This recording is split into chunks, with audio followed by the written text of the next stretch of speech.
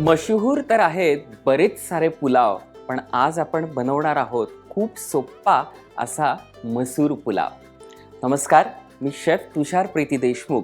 रुचकर मेजवानीच्या आपल्या स्वयंपाकघरात आपलं सगळ्यांचं स्वागत करतोय. चला तर मग बनवूया मसूर पुलाव. मसूर पुलाव बनवण्यासाठी पहिल्यांदा आपल्याला काय करायचं आहे तर मसूर आहेत. हे 1 वाटी मसूर मी घेतले होते. 2 दिवस आधी डबल पाण्यामध्ये ते भिजत घालायचे. दुसऱ्या दिवशी ते पाणी काढून टाकायचं आणि चाळणीवरती बंद करून ठेवायचे, म्हणजे 2 दिवसांनी त्याला छान मोड येतात. अशा पद्धतीने हे मसूर आपण मोड येऊन घेतलेले आहेत. फक्त 5 मिनिटं गरम पाण्यामध्ये ते घालायचे आणि अशा पद्धतीने हे मसूर आपण करून घेतलेले आहेत तयार. गॅस ऑन करूया. 2 मोठे चमचे तेल घ्यायचे. मोहरी 1 चमचा. मोहरी तडतडल्यानंतर 1 चमचा जिरं. मी अख्खे मसाले घेतलेत, त्याच्यामध्ये 3 ते 4 तमालपत्र, 2 दालचिनीचे तुकडे बारीक करून घेतलेले आणि 7 ते 8 काळी मिरी. हिंग 1 टीस्पून. हळद 1 टीस्पून. आलं लसणाची पेस्ट 1 मोठा चमचा. कढीपत्त्याची 8 ते 10 पानं. 2 लाल मिरच्या फक्त मी हाताने तोडून घेतलेल्या आहेत, त्या फोडणीला द्यायच्या आहेत. एकदा हे सगळं टॉस करूया. आता 1 मोठा कांदा आहे, तो बारीक चिरून घेतलेला आहे, तो सगळा ह्याच्यामध्ये मिक्स करायचा आहे. 1 टोमॅटो बारीक चिरून घेतलेला आहे, तोही फोडणीला द्यायचा आहे. मिक्स करूया.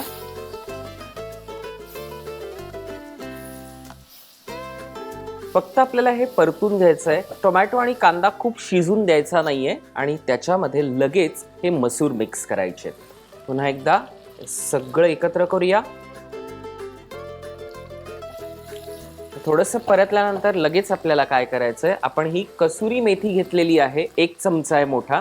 फक्त हातावर ही घ्यायची, मस्त क्रश करायची, त्याचा सगळा स्वाद ह्याच्यामध्ये उतरला पाहिजे. स्प्रिंकल करायची सगळीकडे. पुन्हा एकदा फक्त थोडंसं टॉस करूया, परतून घेऊया. तर आपल्याला ह्याच्यामध्ये हे वाटण मिक्स करायचं आहे, जे अत्यंत महत्त्वाचं आहे. या वाटण्यात काय आहे, हा तळलेला मसाला आहे. म्हणजे काय की 2 ते 3 मोठे चमचे तेल घ्यायचं पॅनमध्ये. त्याच्यामध्ये अर्धा वाटी ओलं खोबरं, अर्धा वाटी सुकं खोबरं हे छान थोडंसं परतायचं आणि त्याच्यामध्ये फोडणीला 3 ते 4 तमालपत्र, 7 ते 8 काळी मिरी, 3 ते 4 लवंगा, 1 स्टार फूल असं सगळं मिक्स करायचं. पुन्हा परतायचं आणि 2 चमचे आपल्याला त्याच्यात धणे घालायचे. हे सगळं झाल्यानंतर 1 मोठा कांदा चिरून घ्यायचा. जरा तुम्ही जास्त बारीक नाही चिरलात तरी चालेल.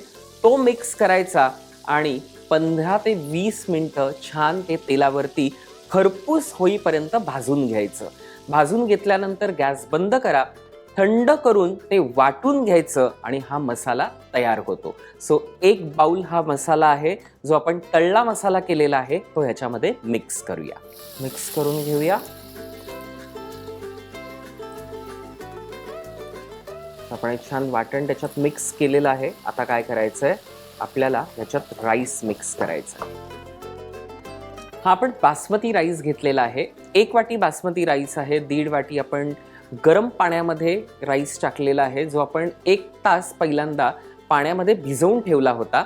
फक्त थोडंसं मीठ आणि लिंबू पिळून आपण छानपैकी शिजवून घेतलाय. खूप छान मोकळा असा राईस होतो.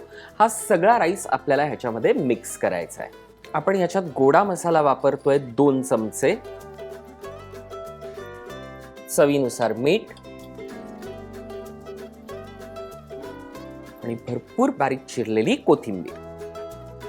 आता फायनली आपल्याला त्याला मस्तपैकी एकजीव करून घ्यायचा आहे.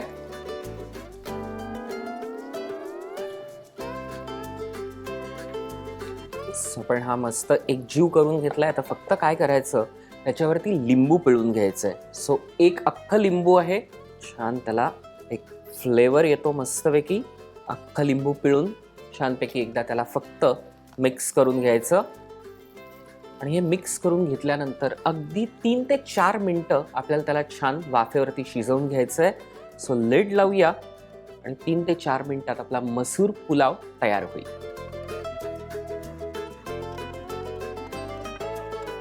तीन ते 4 मिनिटं झालेली आहेत. आपण बघूया मसूर पुलाव झालाय की नाही. तो फर्स्ट क्लास छान झालेला आहे. गॅस बंद.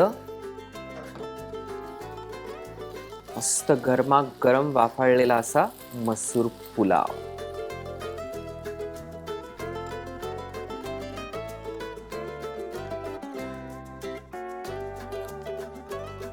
गरमागरम वाफाळलेला असा मसूर पुलाव तयार आहे.